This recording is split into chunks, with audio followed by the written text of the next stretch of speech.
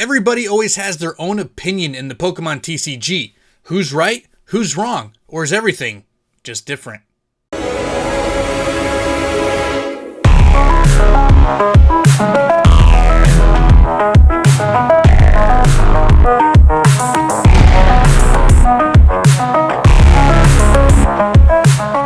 What's going on, everybody? Welcome back to the Gym Leaders podcast, where we talk all things Pokemon TCG and, in today's case, Pokemon TCG Community. I'm Travis with TCG Funhouse. And I'm ASX TCG, ready to talk about a lot of different topics in the Pokemon community today.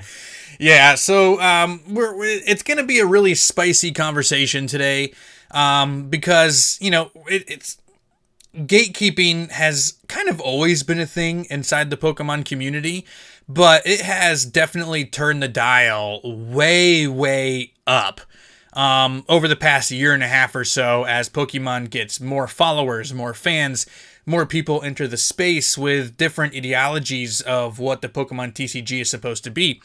Business people, fans, collectors, game players. There's so many different aspects of the Pokemon TCG. Who's right and who's wrong is always the answer that comes up. And the one thing that I like to tell people is just try to look at it from the other person's perspective. And not everything is negative. Not everything is positive. It is what we make it. But I definitely think there needs to be some more acceptance for different things. Sometimes I believe that collectors don't accept business people. Business people may not accept the content creator, and the people who play the TCG may not accept the collectors, and they just don't agree with all three of them. Who knows? You know what I'm saying? So that's the kind of stuff we're going to talk about today, and that's exactly what gatekeeping is. ASX, have you had any, recent run-ins, or even in the past, with being gatekept, or maybe even caught yourself being like, hey man, what are you doing in the community? And, just something like that. Yeah. Well, sure. I've been lucky enough, keeping my fingers crossed, and don't you guys go over to my channel and start doing that. Go troll him. Troll him. But I gotta say, I've been lucky enough right now to not have too many trolls on my channel. But I've definitely seen it on a lot of other channels. I saw it a little bit in the comments on our last week's podcast. Yeah. All you guys kind of going at it on that spicy topic we had. So it's definitely out there. It's definitely something that's prevalent. And something that we got to think about a little bit more, I think, and really take into consideration some of the things that we're saying and doing, and why we're saying and doing those things. Yeah, I think the why behind it is probably the most important thing.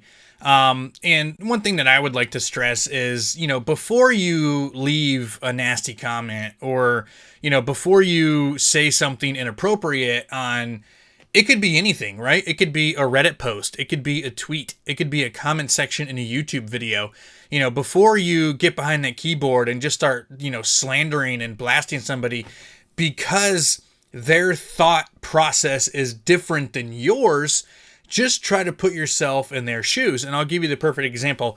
I do one of my most popular video series that I have on my channel is the card investment series, right? People really enjoy when I give them undervalued cards that I think are worth buying and adding to their collection right now. Now, I will say that 99% of you are very amazing. You're very nice. You guys leave great comments, and I appreciate every single one of you in my comment section down there. You guys know I try my best to reply to everybody and just to chat with you guys. So first of all, before I continue, thank you very much for being very engaging in those card investment series. But at the same topic, there's that 1 or 2% down there that always has something negative to say. Whether it is Pokemon cards are not worth investing in right now, or, oh, you guys missed the boat, you're about 12 months too late, or your choices are absolutely horrendous. You're fleecing these people. Somebody literally wrote on there, you're fleecing these people. Like I'm saying, invest in these cards. And then in the link in description, I was like, also selling all of these cards, which is not the case whatsoever. So like, I don't understand how I'm fleecing people by giving my opinions on the Pokemon market that I've been very heavily involved in for the past really like 2.5, 3 years now. Am I an expert by any means? No, but I have been around for this entire roller coaster that happened during, the pandemic and all that stuff. So, yes, there's smarter people than me, and yes, there's people who are less knowledgeable than me that make the same type of content. You pick who your favorites are. So, as we move forward in the conversation, ASX, I ask you, maybe what is something, a controversial topic that you have a take on, that people may disagree with, that may, say something negative about, but you're like, hey, this is the way I feel, this is the way I think, and I'm going to share it. Yeah. I would say, and I am so guilty of this, but opening up things that people think should be 100% sealed all the time. And I'm not talking about like vintage stuff in that, like, yes, like you should probably keep any sort of vintage stuff that you have sealed. But when it comes more to modern stuff, I'm the kind of person that, I love the idea of a sealed collection, but, I can't hold myself to that as much as I would like to. So I think it's okay, to open up some products that, people want to keep sealed. So I did a video on my channel where I opened up one of the Pokemon Center exclusive celebrations ETBs. Yeah. And I know a lot of people, it was tough to get them. I think I got on the second round of it, so I didn't even get like the first round ones. They were gone in like a minute. Like, oh my God, 30 seconds, so, they were gone. Exactly. So a lot of people want to keep that stuff sealed, right? Because it was very hard to get. It makes sense, to keep that stuff sealed if you're a sealed collector. But I think opening some of that stuff is okay as well. When it comes down to it, and this is what I believe, Pokemon is all about fun, right? Having fun with it. You say it in every single one of your videos as well. We're here to have fun. And if that just means, you got to crack something that's sealed, to have a little bit of fun, then by all means, go ahead and do it. So I think that's probably one of the more controversial things I would do on my channel, opening up that sealed stuff, which again, I'm definitely guilty of, guys. So I will tell you this, and I'm glad you brought that, specific situation up, because this is why I have ASX on the channel, because if it was just me, I would ramble all over the place, and he keeps us on track. So thank you for that. But just because you want to open up a sealed product doesn't mean it's wrong. Right. And that's the perfect example right there, where somebody who is a sealed collector may watch your video and cringe the entire time and just go, oh, what is he doing? Why is he opening that? Oh my God, is he opening an ultra premium collection? Oh my God. Yeah. And I've been guilty of that. I've seen people open the ultra premium collections, and I'm like, what are you doing? I'm like, why would you do such a thing, Right. For a while there, the Metal Charizard was outpacing the box, or it was like almost like 90% of the box. So it was like, hey, worth it, open it and blah, blah, blah. But like now that the Metal Charizard is down to like $80 and the UPC is still up in the stratosphere up there, it's not worth value-wise opening the box. But the one thing that I can't forget, and I have to remind myself of this all the time, is it's not always about money. It's not always about making the financial decision, especially with Pokemon cards, because let's be honest, guys, if we're telling you the truth, 95% of the time, 98% of the time, you're going to lose money on that booster pack. You just are. No matter what it is, that booster box, that ETB, whatever you're opening, you have a 98% chance of losing money. That's why those chases are worth so much, and the rare and all that stuff, and whatever. But the fact of the matter is, if you're having fun opening that product, that is ultimately the only thing that matters. As long as you're having a good time, you're doing what you want to do, who am I to go over to ASX's channel and be like, dude, stop opening your exclusive ETBs. You're throwing money away. He is not throwing money away because he is having a heck of a time. And then guess what? Maybe there's a holographic Charizard in there as well. So he's actually now made a profit on that box. So I'm glad you brought that up for sure, because that is one of the items. So one of the comments I get, because I was completely off the rails in my conversation earlier. One of the comments I get on my card investment videos is, it's not all about money. And I've seen that comment multiple times. Is that a, derogatory comment? No. Like, do I feel really bad about myself when I see that comment? No, but they're definitely implying that I am not doing the right thing with my Pokemon cards, right? My content is not for them, which is okay. If you're not into my content, you're not into my content. But bottom line is, no, if you watch the video, because clearly you didn't, I always say, make sure you're having fun first. And if you want to unbox it, unbox it. If you want to open it, you want to open it. If you don't want to buy these cards because you don't want these cards, then don't. I'm not saying this is the only thing that you can do, right? I'm saying this is what makes financial sense, because there is a huge portion of the Pokemon community that actually cares about the financials when it comes to their Pokemon collection. Not everybody. It may not even be their main focus. It might be their second focus or their third focus, but it's there. And if you can make strategic purchases that are going to raise the value of your collection, why wouldn't you, right? What are your thoughts on that?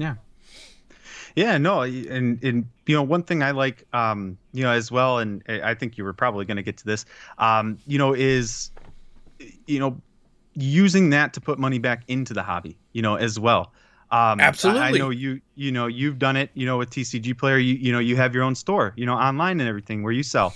I just recently got into selling on TCG Player as well, to be able to put money back into this channel. So, I think it is really all in how you look at it. But, I think if you're going at it from that sense where, you're trying to put money back into what you love doing, why not do it with the product that you already love, right? From selling polls to, buying when it's right on TCG Player and holding on to them and maybe selling them down the road so you can, get that, ultra premium collection for the next set of cards that's coming out. Right. Then by all means, I think that's, definitely something, that you should do, and is not a bad idea at all. Yeah, no, I mean, I agree with you 100%. So, like, before scalping became a major problem in the Pokemon community, it used to be like the pipe dream, The pipe dream was, how do I fund my hobby with my hobby? And if you can find a way to make that happen and to break that mold, like, you are sitting in a much better position, and people wanted to know, how do you do it? How do you afford this major collection? How do you do this, that, and the other thing? And it just comes with, I don't want to say playing the game, because that sounds like a terrible, anytime someone says play the game, it's like, it just sounds, right? Yeah. But it's true, though. Like, you have to implement yourself in all aspects of the hobby to be the most successful in the hobby. And again, if that's not your goal, then don't worry about it. You really don't need to worry about it. But it's also not wrong for others who are stepping up and doing those things to, again, build the collection they want, get in the hobby where they want to get. Like, dude, my ultimate goal is to open a hobby store. Right? Yeah, that would be so awesome. So I would love, love, love to open a hobby store. A couple of reasons. One, I want to work for myself. Of course. I don't want to work for the man anymore. You know what I mean? Then on top of that, I want to work in a field that I love, that I'm passionate about.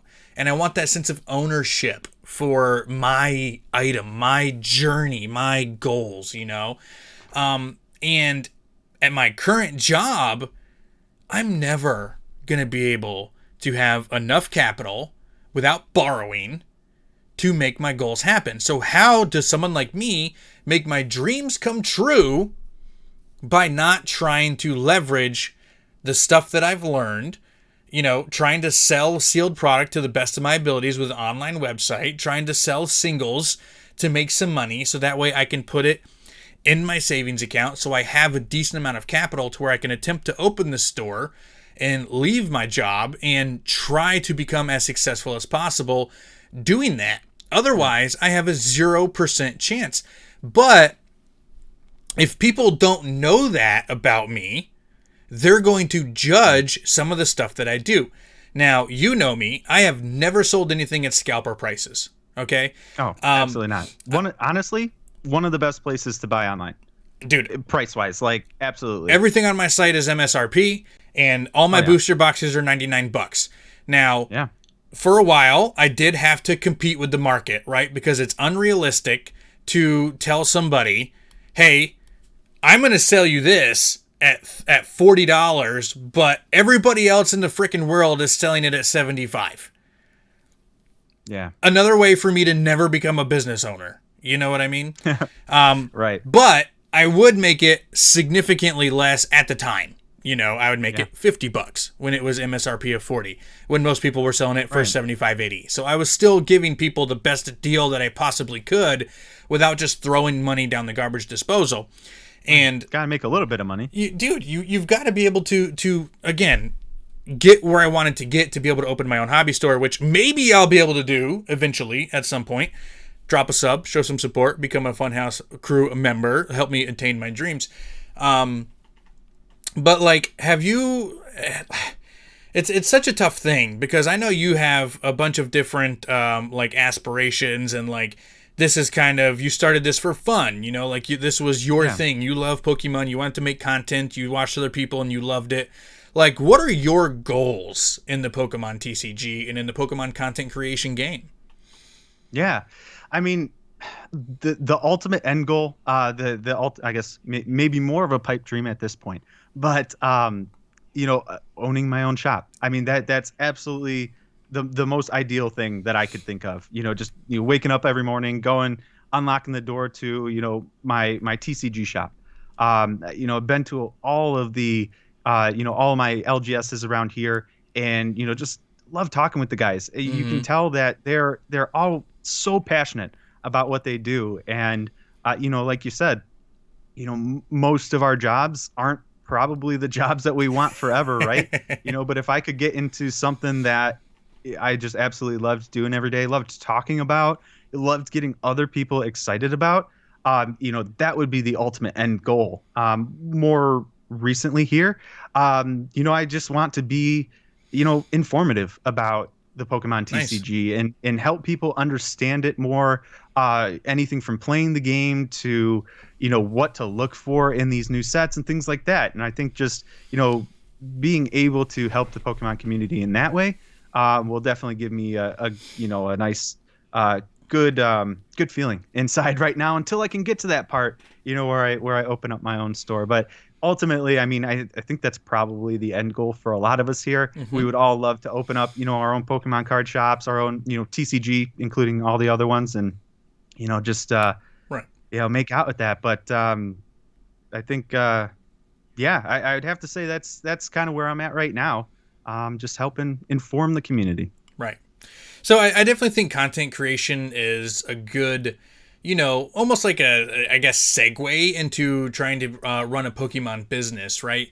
Because I'll tell you, when I first started the channel back in August 2019, I believe, it was purely fun, right? I started it with my kids. Like Logan was way too little, but Brady, basically.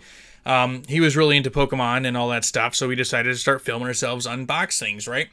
And as my content creation progressed, I realized a couple of things, and that is unboxings are hard to maintain because they're a dime a dozen on YouTube, right?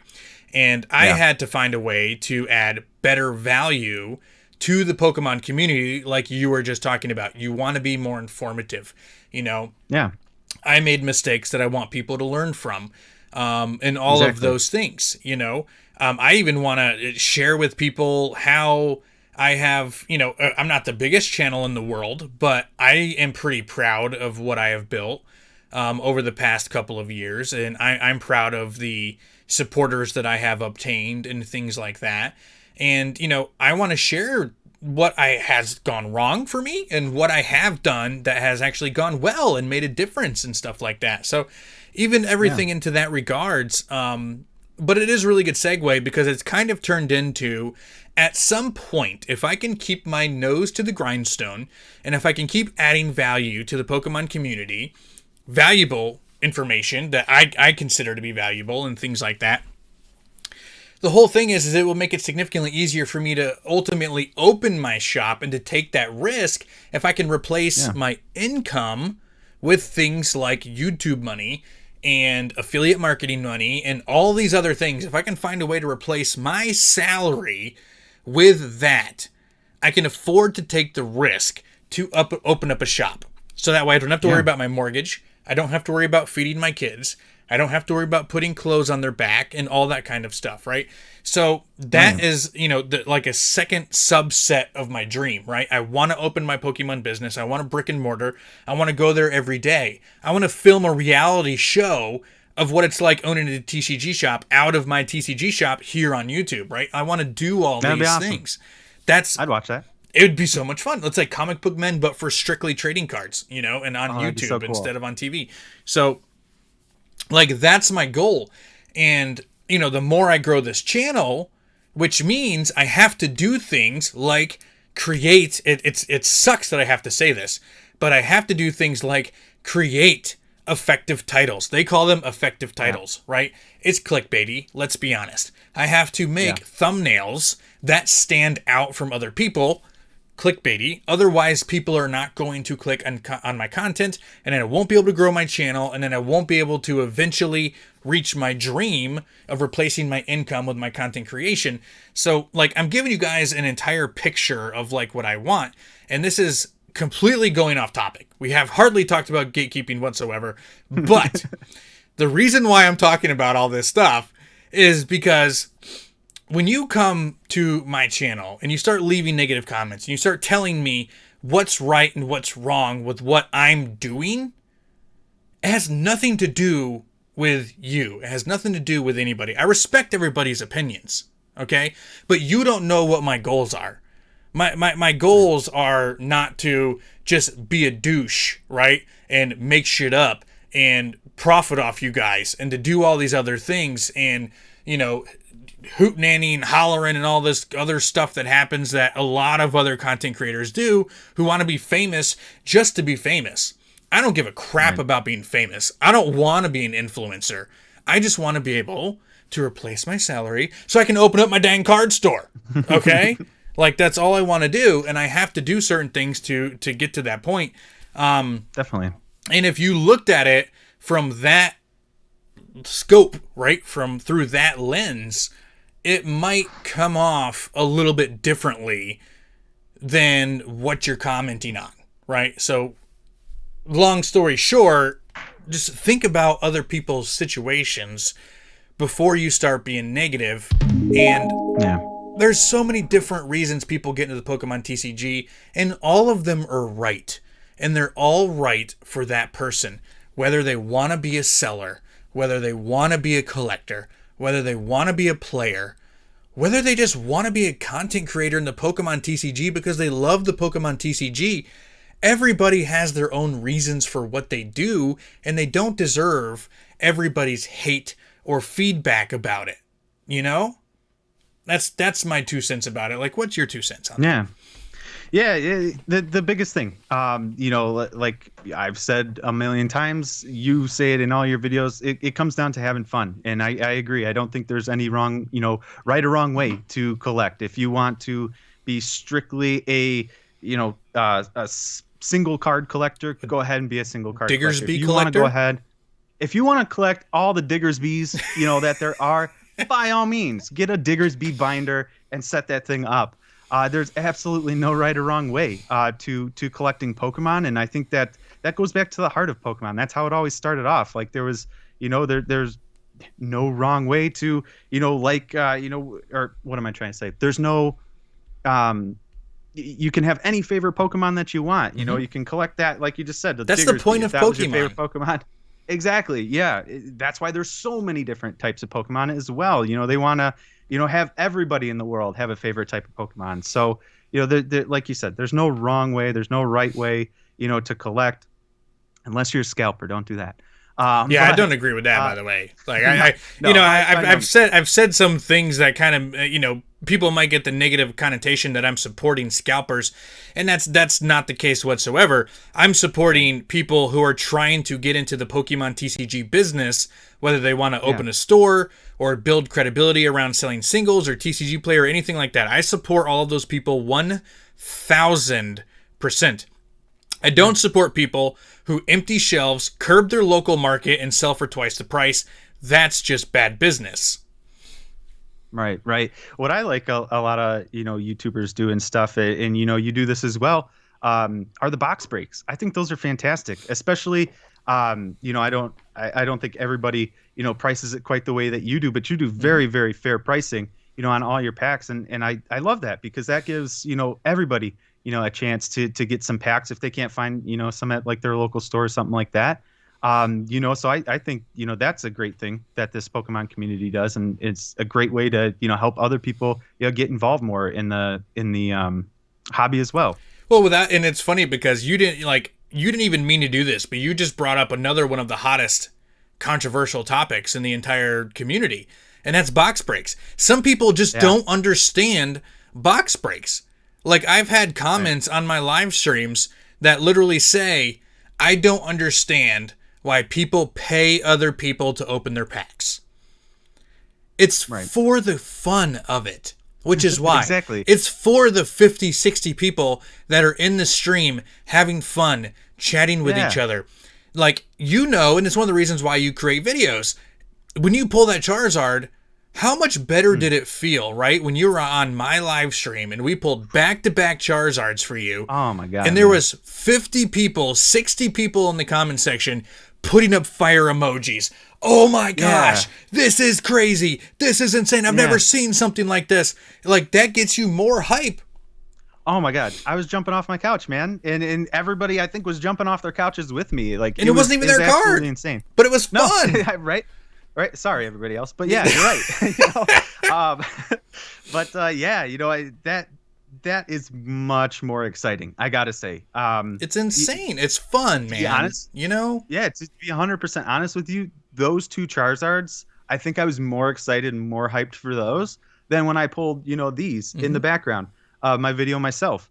I mean, I was very hyped for those. Go back and watch those videos on my channel if you want to see like some freak out. But yeah, just that sense of like community and everybody all at once, like just absolutely roaring for those polls was a great feeling, And it's just like everything else. If it's not for you, it doesn't mean that it's wrong, and it doesn't mean that you need to add your two cents. That you need to put, don't go into the comment section and try to ruin everybody else's time. It makes no sense, man. Like, people who do that have problems that they really need to work out with themselves. And it's just a shame to see when stuff like that spreads throughout the community, because what if there is somebody on that stream that is a sensitive person, and all of a sudden they're like, oh, great, well, now I can't ever come to this live stream again because this one guy said that it was stupid. Like, it's just stuff like that. There's no space for it. There's no room for any of that stuff because you're not right. You're not wrong because it's what you believe, but you're not right either. So you just got to be more acceptable, right? Accepted? That's weird. You got to be more acceptable with everything in the Pokemon community, whether it's people trying to start a business, people trying to invest, right? Just the Pokemon TCG investment term gets a lot of hate. Oh, this Pokemon isn't for investment. It's for playing. It's for having fun. Well, guess what? Maybe people investing in Pokemon are having fun. Maybe when they have their spreadsheets looking at their dollar signs, maybe that's what's fun for them. And because they enjoyed Pokemon when they were a kid, they now incorporate two things that they love, which is investing, money, trying to make money, save money for retirement, or enjoy Pokemon at the same time. They put them together. Again, just because you don't think Pokemon is investing and it's about playing the game doesn't mean that you need to spat all over somebody that likes it that way, So exactly. plenty of different spheres within the Pokemon community that you guys can join. Plenty of Discords and things like that. If you love box breaks, there's a small little community, for that. If you love sealed collections, small community for that. Well, I'm saying small. It's probably a big. Probably community. Bigger now. Yeah, exactly. But don't you belittle us sealed collectors? The Pokemon is very much an umbrella. There's so many different groups within the Pokemon community that you can get involved with and stuff like that, and people that are like-minded, like you. Like I said, if you're all about sealed, there's a group for you. If you're all about ripping packs, there are plenty of those people out there for you. I know I'm one of them. Love ripping packs. So yeah, there's just there's a little bit of something for everybody, and I think a lot of times there's some people out there that really do fail to see that. But yeah. Yeah, and there's only one person that we all really should listen to when they tell us what to do with our Pokemon, and that's Satoshi Tajiri. You know what I mean? That's the only guy who can tell me what to do with my Pokemon. Right? Exactly. I'm right there with you.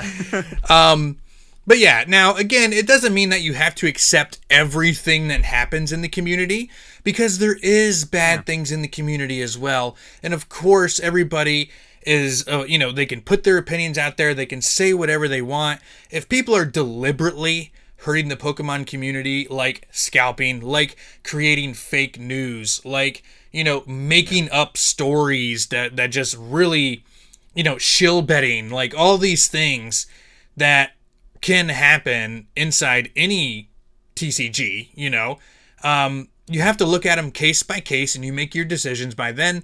But I mean, if people are just here trying to enjoy Pokemon for whatever way they want to, I say, let them do it. If they want to be sellers, let them do it. All that kind of stuff. So, although ASX really needs to start building a sealed collection, he's really starting to upset me with opening all these rare products, Like, ASX is the type of guy that would, stumble upon, like, a fossil booster box at a great price and open the freaking thing up, Like, he's that guy. I mean, you're not wrong. You're really not wrong. If I found a one for a really good price, I mean, you'd have to take it away from me. Which I'd have to send it to you. Just to keep safe from me. I would send it out and get it, saran wrapped by, the BBCE people to make sure that it was authenticated, but not authenticated at the same time. And gosh, man. That was a mess. Oh, man. And again, like, those are the types of things that, give the Pokemon community a black eye again. You know what I mean? Like, all the stuff that happened with Logan Paul. And all that, which, we don't need to dive into it, but there are crazy things that happen that are one-offs, and you take them with a grain of salt, and you go, okay, well, I'm not gonna support this decision. I'm not gonna support that decision. There was all kinds of controversial things that happened. Ando had his controversies. A-Drive had his controversies. Of course, Logan Paul, everything he does is controversy. And you just you accept it, right? And you move on with it. And, all we can do is share our opinions with what we think. Some of you guys love it. You support it. Some of you don't, which is okay. Just don't be an a-hole. And don't be negative to other people in the comment section. Nothing drives me more crazy than when someone's just trying to have a conversation in the comment section and someone is down there, like, attacking them. You're stupid. You're this. You're that. Like, just... don't be that person. That's the fastest way to get a block here on TCG Funhouse, and I'm sure over on ASX TCG as well. We don't support that type of behavior, so please be accepting of everything and everyone that comes in the Pokemon community. Man, woman, child, whatever, right? Pokemon is for everybody. That's what it's for. Yeah. I mean, I'm sure you've seen the comments of Pokemon's for kids. Oh, you're making content for a children's game. You're a moron. Like, those types of things happen. Just go away. Just go. Just don't go. Need you. This isn't for you. Get out of here. Just go. Right, because there's 5-10 people that are gonna love your content and everything for that one person that is gonna say something bad. Oh, more, dude, more. Like, as your channel grows, grows. My channel, your channel, you're gonna get there. Like 1,000 people. You're gonna get there, man. You're gonna get there. I keep saying it. Most underrated Pokemon channel on YouTube. This guy right here. Wait, it's the other way. This guy right here. But yeah, so you'll get there, bro. You'll get there. Just stay consistent, do all that kind of stuff, and you'll get there for sure. But I've always wondered, how do those people who hate and make those comments, how do they even find the video? It's not like it just randomly popped up on their freaking thing, right? This must be something that they do. Right. Right. And it always seems like it's somebody that's like never commented on your channel before, or, the last time they did was like 10 videos ago and it was another crappy comment. Well, it's just like they had to have watched them or else it wouldn't show up. That's how the YouTube algorithm works. If you're not watching Pokemon TCG content, you're not going to find our videos. So how did you find our videos? You must be watching Pokemon TCG now. Who's the child now, huh? All of us. Exactly. We're all children at heart. So, but Yep, yeah, guys, that's it. That's the end of our episode today. Huge shout out to everybody who listens all the way through. Like, you guys are literally the cream of the crop. If you're watching on YouTube, drop a sub, hit that like button for us. It really, really helps us out. We appreciate every single one of you. Go over to ASX TCG's channel, drop him a sub as well. Leave a comment. We're going to talk to every single one of you guys down below. Big shout out to everybody listening on Apple iTunes, Apple Podcasts, Google Podcast. What's the other? Spotify. What's the other one that we're on now? Overcast, right? Overcast, I think. Overcast. So yeah, if you guys are listening on any of those platforms, give us a 5-star review. Follow us. Every single Wednesday you get a new podcast episode. Really, again, guys, anything you can do to support, we really, really appreciate it. Full on. ASX, before we get out of here, you gotta give us one last thing, man. Yeah, well, I got two last things, and you actually took the words out of my for one of them. Stop! I got two. Changing. And I'm gonna say them both. So first and foremost, no matter how you do Pokemon, enjoy it. Facts. Bottom line. That's the biggest thing I got to say here today. And then other than that, yes, thank you guys all so much for all of you that go on the listening platforms and actually listen. I know, we're more, the way we talk and the way we do things is more for YouTube, right? Because that's how we're doing it. But I very much appreciate all of you. Yeah, we both do. Very much appreciate all of you that go and listen. We just passed our first episode over 100 listens the other day. So that was awesome. So thank you guys all so very much. And I believe we're closing in on close to 1,000 listens total, which is like blowing my mind. Awesome. So thank you guys all so much. I very much appreciate you for going over there and doing that. Big shout out to ASX because he's the one that controls the audio platforms for us. So big shout out there, 100%, guys. Thank you so much for hanging out with us. Hope you guys have a wonderful night.